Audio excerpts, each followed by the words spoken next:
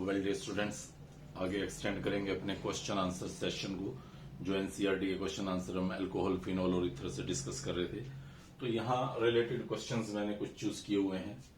One by one इनके ऊपर discussion करेंगे। तो मैं सबसे पहले यहाँ से स्टार्ट हो जाता हूँ ताकि साथ साथ स्पेस क्रिएट हो।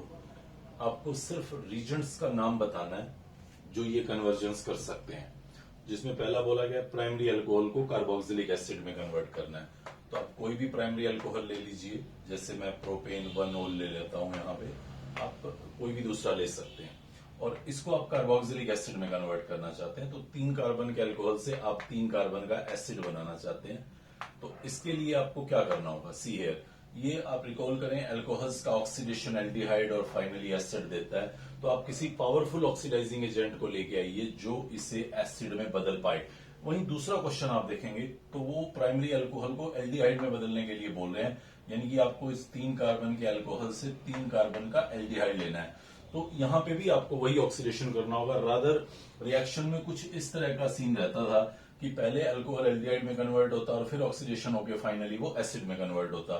तो अगर आप ऑक्सीडाइजिंग एजेंट कोई पावरफुल ले रहे हैं, लाइक आप ले रहे हैं KMnO4H2SO4 या K2Cr2O7H2SO4, तो उस रीजेंट की प्रेजेंस में आपको ये एसिड मिलने वाला है। लेकिन अगर आप कोई माइल्ड ऑक्सीडाइजिंग एजेंट लेते हैं, लाइक PCC ले सकते हैं या कॉलिन्स रीजेंट ले सकते हैं, तो ये PCC या कॉलिन्स रीजेंट या सेरेट रीजेंट्स, ये कुछ नाम मैंने आपको बताए थे, वो आपके रिएक्टेंट को इस एल्डिहाइड पे लाके रोक देगा, फर्दर आगे एसिड नहीं बनने देगा। थर्ड पॉइंट देखें आप, यहाँ पे एक और बहुत इंपॉर्टेंट क्वेश्चन, फिनोल का 2,4,6 ट्राइब्रोमोफिनोल बनाना है। सी हियर, ये हमने फिनोल ले लिया और ये हमें बनाना था 2,4,6 ट्राइब्रोमोफिनोल।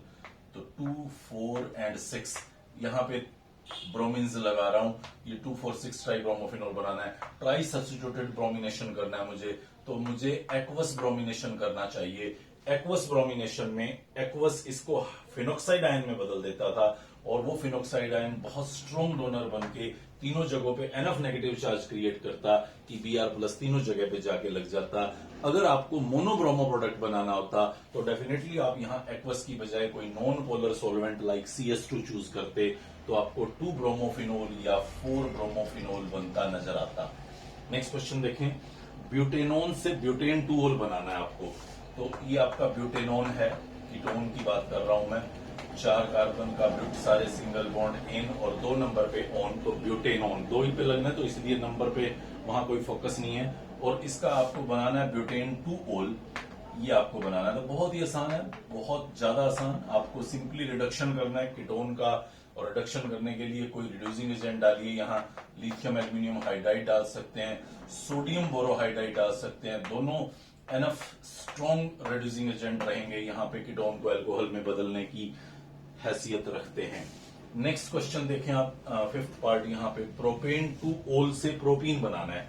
तो प्रोपेन 2-ओल, 3 कार्बन का प्रोप, सारे सिंगल बॉन्ड एन, 2 नंबर पे OH, तो ये आपका प्रोपेन 2-ओल है और इससे आपको प्रोपीन बनाने के लिए बोला गया है। तो ये सिंपल सा डिहाइड्रेशन करना है आपको, तो बहुत ही आसान, 170 डिग्री पे H2SO4 डाल के आप इसको हीट करें, तो यहां पे वाटर बीटा एलिमिनेशन दिखाएगा, डिहाइड्रेशन रिएक्शन होगा और आपको प्रोपेन 2-ओल से प्रोपीन मिल जाएगा। नेक्स्ट क्वेश्चन की तरफ आगे बढ़ते हैं। ये हमारा थर्ड क्वेश्चन था, name the Regents for converting. तो बहुत ही आसान क्वेश्चन रहता है, सिर्फ आपको रीजेंट का नाम भर लिखना है। रिएक्शंस तो मैंने दिखाई हैं, आपको रिएक्शंस दिखाने की वहां नीड नहीं होगी। डू द फॉलोइंग कन्वर्जन, बहुत इंपॉर्टेंट सवाल लिखा है यहाँ पे मैंने। प्रोपेन 1-ओल से प्रोपोक्सी प्रोपेन बनाना है। सी हियर, ये आपका प्रोपेन 1-ओल है, CH3CH2CH2 प्रोप, सारे सिंगल बॉन्ड एन, और 1 नंबर पे लगाना है मुझे ol, propanol. Propoxy propane, prop word root है, 1 नंबर पे लगाना है प्रोपोक्सी, ये प्रोपोक्सी लगा रहा हूं,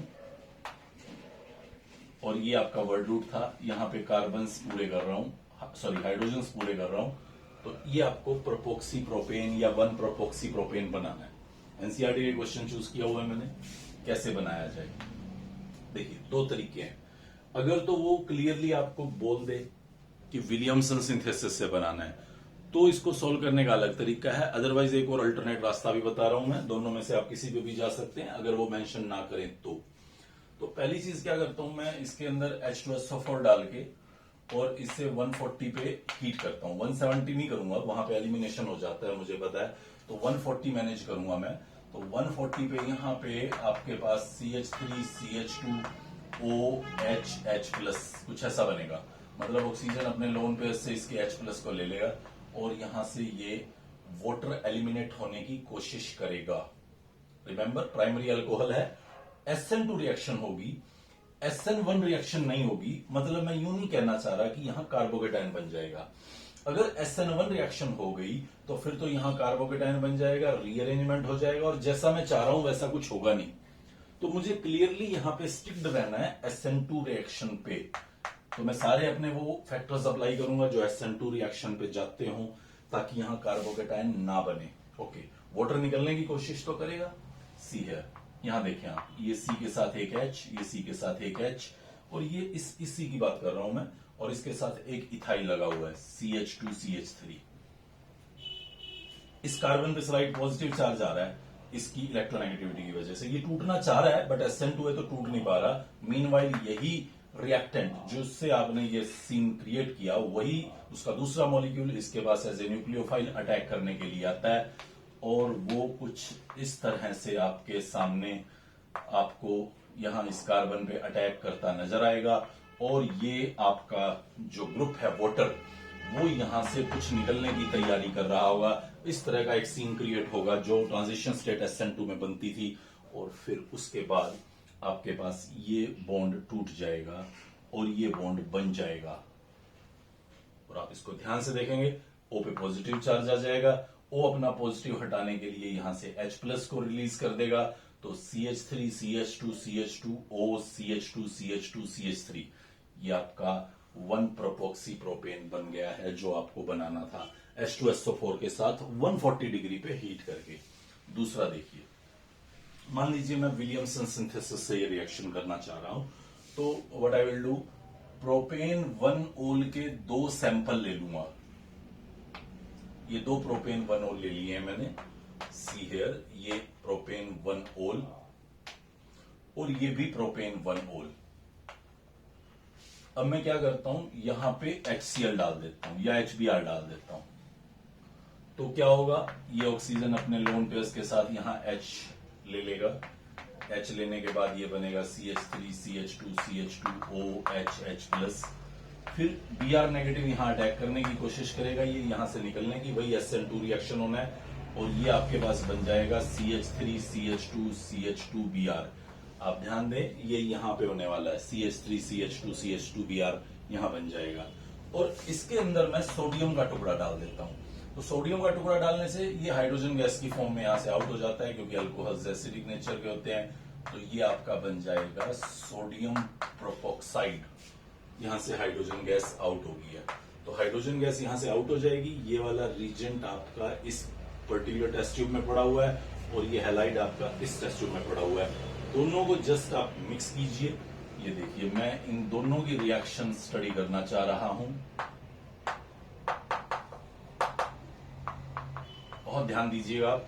तो ये नेगेटिव एज ए न्यूक्लियोफाइल इस कार्बन पे अटैक करेगा और यहां से Br को सब्स्टिट्यूट कर देगा। विलियमसन सिंथेसिस में यही होता था, OR नेगेटिव Rx पे अटैक करके आपको इथर बना के देता, तो ये वही आपको प्रोपोक्सी प्रोपेन बनता नजर आएगा विलियमसन सिंथेसिस की हेल्प से। आपने क्या किया, यहां पे प्रोपेन 1 ओल के अंदर ही सोडियम डाला, वहीं आपने HBr डाला, 2 अलग अलग सैंपल्स में, एक हैलाइड बनाया, एक एल्कोक्साइड बनाया, और फिर दोनों को रिएक्ट करा के इथर प्रिपेयर किया। नेक्स्ट देखें, सेकंड पार्ट, 2 ब्रोमोप्रोपेन से प्रोपेन 1 ओल बनाना है। 2 ब्रोमोप्रोपेन, सी हियर, ये आपका 2 ब्रोमोप्रोपेन है और मुझे बनाना है प्रोपेन 1 ओल। तो थोड़ा अजब गजब एक नंबर पे OH लगाना है, 2 पे लगाना होता तो मैं सीधा एक्वस के OH डाल के अपना काम कर सकता था, तो OH यहां अटैक करके Br को सब्स्टिट्यूट कर देता, बट अब की बार 1 पे चाहिए, तो कैसे किया जाए। एक काम करता हूं, यहाँ पे पहले एलिमिनेशन कर लेता हूं, एल्कोहलिक क्यूएच डाल देता हूं। तो एल्कोहलिक क्यूएच मुझे पता है हैलाइड्स में एलिमिनेशन करने के लिए जाना जाता था, तो ये मुझे एल्कीन बना के दे देगा, आपका वाटर और केबीआर आउट हो जाएगा। चलिए, फिर उसके बाद मुझे अल्कोहल बनाना है, तो यहां से यहां पे जाते हुए आप देख सकते हैं ये सिंपली वाटर का एंटी मार्कोनिक ऑक्सीडेशन है। तो आप हाइड्रोबोरेशन ऑक्सीडेशन रिएक्शन रिकॉल करें, H2O2 in presence of base, तो आपको ये पर्टिकुलर प्रोडक्ट प्रोपेन 1-ओल नजर आएगा। नेक्स्ट क्वेश्चन देखें, जहां आपको बेंजीन से फिनोल बनाना है। तो नॉर्मली आप देखें तो बेंजीन एक इलेक्ट्रोफाइल्स को अट्रैक्ट करने वाली बॉडी है, और आप उसके ऊपर OH नेगेटिव लगाना चाहते हैं या OH पॉजिटिव लगाना चाहते हैं, तो OH पॉजिटिव की तो कोई स्पीसीज होती नहीं है, तो डायरेक्टली आप यहां पे OH अटैच नहीं कर पाएंगे।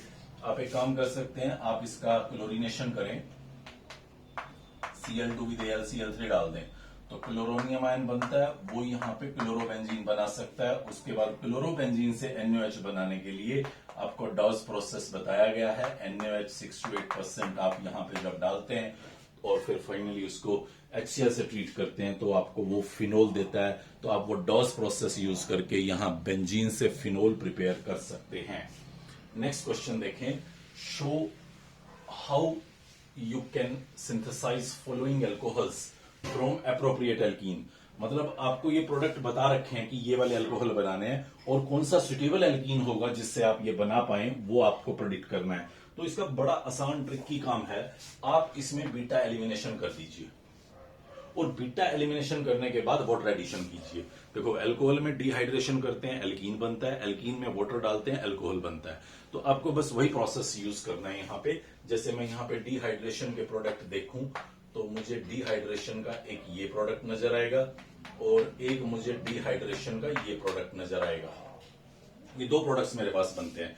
तो बस आप इन दो प्रोडक्ट्स में ये चेक कर लीजिए कि इसको बनाने के लिए आपको मार्कोनिक ऑक्सीडेशन करना है कि एंटी मार्कोनिक करना है। आप जो भी दो रीजन्स यहाँ पे लेंगे, ये दो एल्कीन्स मैंने दिखाया, मैं कोई सॉल्व नहीं कराने वाला, आप अपने आप भी कुछ प्रैक्टिस करके देखिएगा। तो इसका मैंने एलिमिनेशन किया, दो मुझे एल्कीन मिल गए। अब इन दोनों एल्कीन्स में आप वाटर ऐड कीजिए। अब आप ये देख लीजिए कि वाटर का एडिशन आपको मार्कोनिकोस चाहिए कि एंटी मार्कोनिकोस। अगर मार्कोनिकोस चाहिए तो आप ऑक्सीमर्क्यूरेशन डीमर्क्यूरेशन पे चले जाएं, ताकि इतने बड़े जंजाल में कोई रिस्क ऑफ रीअरेंजमेंट रहे ही नहीं। और अगर आपको एंटी मार्कोनिकोफ एडिशन करना है, तो आप हाइड्रोबोरेशन ऑक्सीडेशन पे जाके अपने डिजायर्ड एल्कोहल पा सकते हैं। तो आपको बस करना क्या है, यहां पे भी एलिमिनेशन के प्रोडक्ट सर्च कर लेने हैं, यहां पे भी एलिमिनेशन के, और यहां पे भी एलिमिनेशन के। और एलिमिनेशन के लिए रीजेंट याद रखिएगा, H2SO4 170 पे लेते हैं। आप एल्यूमिनियम ऑक्साइड भी ले सकते हैं, Al2O3, अप्रोक्सीमेट 590 केल्विन के आसपास टेम्परेचर रहता है उसका, तो आप उसको भी यहां पे चूज कर सकते हैं। वो भी एक डिहाइड्रेटिंग एजेंट की तरह से एक्ट करता है। थोड़ा सा लोअर टेम्परेचर होगा तो ईथर बना देगा, हायर होगा तो एल्कीन बना देगा। तो प्रेजेंटली मैं एल्कीन के साथ जा रहा हूं, एल्कीन बनाना चाह रहा हूं। मुझे एक सबसे आसान रिएक्शन जो नजर आ रही है वही मैं फॉलो करूंगा, H2SO4 एट 170 डिग्री। तो H2SO4 एट 170 जब हम डालते हैं, तो लाइन मेरी दोबारा रटवाई हुई याद करें, बीटा पोजीशन से मुझे H निकालना है, अल्फा से OH निकालना है। जहां से दोनों को निकालना है, वहां उन दोनों के बीच में डबल बॉन्ड क्रिएट करना है, तो वो एल्कीन बनेगा। अगर नंबर ऑफ एल्कीन्स ज्यादा बन रहे हैं, जैसे यहां पे ज्यादा मिलेंगे, यहां पे ज्यादा मिलेंगे, तो आप जो भी बन रहा हो उसमें दोबारा से वाटर ऐड करके देखें कि मार्कोनिकोस पे ये आपको प्रोडक्ट दे पा रहा है या एंटी मार्कोनिकोस से। उसके अकॉर्डिंग वो रीजन्स यूज करके आप अपने प्रोडक्ट तक डेफिनेटली इजिली पहुंच सकते हैं। नेक्स्ट क्वेश्चन देखें। इस टाइप का क्वेश्चन भी बहुत ही फ्रीक्वेंट पूछा जाता है कंसेप्चुअल क्वेश्चंस की फॉर्म में। जैसे आप फर्स्ट पार्ट देखें, यहां पे बोल रहे हैं preparation of ether bye acid dehydration of secondary and tertiary alcohol is not suitable method. देखो, याद करो आप, हम लोग बोलते थे कि एसिड डिहाइड्रेशन जब हम करते हैं अल्कोहल का, जैसे ये मैं अल्कोहल ले रहा हूं कोई भी, तो अभी मैंने प्राइमरी अल्कोहल लिया, वो सेकेंडरी और टर्शियरी के बारे में बोल रहा है। इसका एसिड डिहाइड्रेशन जब हम करते हैं, यानी कि H+ डालते हैं और इसको ईथर बनाने के लिए 140 डिग्री सेल्सियस यूज करते हैं, तो हमें ईथर मिलता था। आप रिकॉल कर सकते हैं पीछे ईथर बनाने का टेक्निक, उसमें क्या बताया था, यहां से ये H+ लेता है, फिर वाटर आउट हो जाता है, यहाँ कार्बन पे प्लस आता है, तो अल्कोहल इसके ऊपर अटैक करने के लिए चला जाता है। लेकिन अगर मैं सेकेंडरी या टर्शियरी अल्कोहल ले लूं, तो सेकेंडरी या टर्शियरी अल्कोहल में ये काम कन्वीनियंट नहीं हो पाता था। सी रिकॉल याद करें, स्पेशली टर्शियरी का केस ले लेता हूं। सेकेंडरी में फिर भी काम चलाओ 50% के आसपास इथर बन जाता था, बट स्टिल क्योंकि 50 बन रहा है तो 50 खराब हो रहा है, तो इसलिए फिर हम उसको ज्यादा कन्वीनियंट मानते नहीं है। तो मैं टर्शरी पे अपनी बात बता रहा हूं, सेकेंडरी पे भी ऐसे ही एप्लीकेबल रहती है। जब आप यहाँ पे H+ डालते हैं तो आपको पता है कि टर्शरी अल्कोहल तो टर्शरी कार्बोकेटायन बनाने की जल्दी करेगा, सिर्फ प्राइमरी अल्कोहल में ही SN2 होता है, अदरवाइज तो SN1 होना है सेकेंडरी और टर्शरी में, तो ये कार्बोकेटाइन बनाने की कोशिश करेगा। अब ये कार्बोकेटाइन जब बन जाता है तो जो अल्कोहल एज ए न्यूक्लियोफाइल है वो क्राउडिंग की वजह से इतना जल्दी अटैक कर नहीं पाता। मोर ओवर ये यहां से एलिमिनेशन दिखाने में ज्यादा इंटरेस्ट दिखाता है, जिसकी वजह से हमें मेजर प्रोडक्ट वहां पे एल्कीन ही मिलता था इवन एट 140 डिग्री, क्योंकि इस एल्कीन का बनना कन्वीनियंट था, सुटेबल था। प्राइमरी अल्कोहल से बनने वाले एल्कीन के कंपैरिजन में सेकेंडरी और टर्शरी में बनने वाले एल्कीन क्योंकि ज्यादा स्टेबल थे, इसलिए इवन 140 पे भी ये काम आसानी से हो जाता था। हम कई बार सोचते हैं सर और नीचे आ जाओ, 140 से कम टेम्परेचर कर दो, ये बॉन्ड टूट ही नहीं पाए ताकि अब अटैक हो पाए। तो देखो जो मिनिमम एक्टिवेशन एनर्जी किसी रिएक्शन को चाहिए वो तो देनी पड़ेगी। आप सोचेंगे 140 से नीचे चले जाएंगे तो ये सब काम हो जाएंगे, हो सकता है ये जो हो रहा है वो भी ना हो। तो इसलिए हमें क्लियरली ये ध्यान रखना होगा कि सेकेंडरी और टर्शरी अल्कोहल्स में इथर इसीलिए नहीं बना पा रहे थे क्योंकि वहां पे एल्कीन बनना स्टार्ट हो जाता था। प्राइमरी अल्कोहल में ही सिर्फ ये ज्यादा सुटेबल मेथड हमारे सामने रहा। सेकंड पार्ट देखें, ऑर्थोनाइट्रोफिनोल इज मोर एसिडिक देन ऑर्थोमिथॉक्सीफिनोल। तो चलिए मैं दोनों स्ट्रक्चर्स दिखा देता हूं आपको। ये आपका फिनोल और ये इसके ऑर्थो पोजीशन पे लगा दिया मैंने नाइट्रो, और ये आपका फिर दोबारा से फिनोल और इसकी ऑर्थो पोजीशन पे मैं लगा रहा हूं मिथॉक्सी। अब देखिए नाइट्रो का यहाँ पे -I इफेक्ट है, नाइट्रो का यहाँ पे -R इफेक्ट है, जो इस कार्बन पे पॉजिटिव क्रिएटर होगा। तो ये दो वजह जो NO2 को बहुत ही स्ट्रॉन्ग इलेक्ट्रॉन विड्रॉइंग ग्रुप बनाती हैं, रिजल्टिंग इस H के ऊपर प्लस बहुत बढ़ जाता है। जबकि मिथॉक्सी को मैं अगर देखूं तो -I है बट +R है, रेजोनेंस की वजह से वो यहाँ नेगेटिव चार्ज क्रिएट कर देता है, जिसकी वजह से H का प्लस बहुत ज्यादा नहीं होता। रिजल्टिंग जो ऑर्थोनाइट्रोफिनोल है वो मोर एसिडिक प्रूव्ड होगा as compare to orthomethoxyphenol. Next point पे देखते हैं हम, third point, orthonitrophenol is steam volatile but para isomer is not. तो अगर मैं आपको ऑर्थोनाइट्रोफिनोल दिखाऊं, यहाँ पे सी हियर, ये आपका ऑर्थोनाइट्रोफिनोल है और ये आपका पैरानाइट्रोफिनोल होगा। See here very carefully and understand this question is very important. यहाँ पे इंट्रामोलिकुलर हाइड्रोजन बॉन्डिंग हो रखा है। रिजल्टिंग जब आप एक बोतल के अंदर बहुत सारे ऑर्थोनाइट्रोफिनोल के मॉलिक्यूल्स देखते हैं तो उन सब में इंट्रामोलिकुलर हाइड्रोजन बॉन्डिंग की वजह से वो आपस में हाइड्रोजन बॉन्डिंग नहीं कर रहे होते, मतलब इंटरमोलिकुलर हाइड्रोजन बॉन्डिंग नहीं कर रहे होते। जबकि यहाँ पे पैरानाइट्रोफिनोल के अंदर आप देखें तो पैरानाइट्रोफिनोल में, थोड़ा सा डायरेक्शन बदल देता हूं, ये NO2 ले देता हूं, ये OH लिख देता हूं। तो पैरानाइट्रोफिनोल में इंटरमोलिकुलर हाइड्रोजन बॉन्डिंग है, दो मॉलिक्यूल्स को अट्रैक्ट करने वाली, रिजल्टिंग यहां फोर्सेज ऑफ अट्रैक्शन ज्यादा होते हैं, जबकि यहां forces of attraction between the molecule weak है। रिजल्टिंग ये आसानी से आप इवेपोरेट कर सकते हैं, स्टीम में आप इसे वोलेटाइल इवेपोरेट करके वेपर्स कलेक्ट कर सकते हैं, पैरा आइसोमर में आप ऐसा नहीं कर पाएंगे। और नेक्स्ट क्वेश्चन देखें, propanol has higher boiling point than methoxy, ethane and butane. So see here propanol, ये आपका प्रोपेनॉल है, 3 कार्बन का OH लगा हुआ, और ये मिथोक्सी इथेन है, CH3OCH2। CH3 ध्यान से देखेंगे तो दोनों आइसोमर्स हैं, दोनों का molecular mass, molecular formula same है, सिर्फ फंक्शनल ग्रुप का डिफरेंस है। और ये आपका ब्यूटेन, तो साइज में, मॉलिक्यूलर मास में ये भी उनके बराबर ही पड़ेगा लगभग। तो आपको बोला गया है कि इसका मैक्सिमम बॉइलिंग पॉइंट है इन दोनों से, और इसका अगर आप में ऑब्जर्व करेंगे तो मिनिमम पाएगा। तो देखिए बड़ा आसान सा बात है, इंटरमॉलिक्यूलर फोर्स, यहाँ पे हाइड्रोजन बॉन्डिंग है, साइज को लेके तो कोई इश्यूज ही नहीं है, साइज तो लगभग सब में सेम आ रहा है। तो यहाँ पे आपके पास इंटरमॉलिक्यूलर हाइड्रोजन बॉन्डिंग है, यहाँ पे डाइपोल डाइपोल अट्रैक्शन है, और यहाँ पे तो वीक लंडन फोर्सेज है। तो इसका बॉइलिंग पॉइंट मिनिमम आएगा और इसका बॉइलिंग पॉइंट मैक्सिमम। और नेक्स्ट क्वेश्चन को देखें, आपको बोला गया है alcohols are more soluble in water than hydrocarbon of same molecular mass. तो इन दोनों को नजर डालें। आप जब पानी के अंदर इसको डालते हैं तो इसका H इसके O के साथ, या इसका H किसी दूसरे अल्कोहल के O के साथ हाइड्रोजन बॉन्डिंग में इन्वॉल्व हो जाता है, जबकि यहाँ पे ऐसा कुछ है ही नहीं। रिजल्टिंग ये वाटर के अंदर कोई हाइड्रोजन बॉन्डिंग नहीं कर रहा, तो इस वजह से इसके अंदर वाटर के अंदर इसकी सोल्यूबिलिटी है ही नहीं। वो तो बोल रहे हैं मोर है, मैं कहता हूं इसमें है ही नहीं, और इसमें है, और इसमें काफी सारी है। और वो इसी वजह से है क्योंकि वाटर के साथ अल्कोहल का OH हाइड्रोजन बॉन्डिंग परफॉर्म कर सकता है। ये एक और टाइप ऑफ द क्वेश्चन मैंने यहां दिखाया है जो बहुत ही फ्रीक्वेंटली आपके एग्जाम्स में 5 मार्क्स क्वेश्चन की फॉर्म में पूछा जाता है।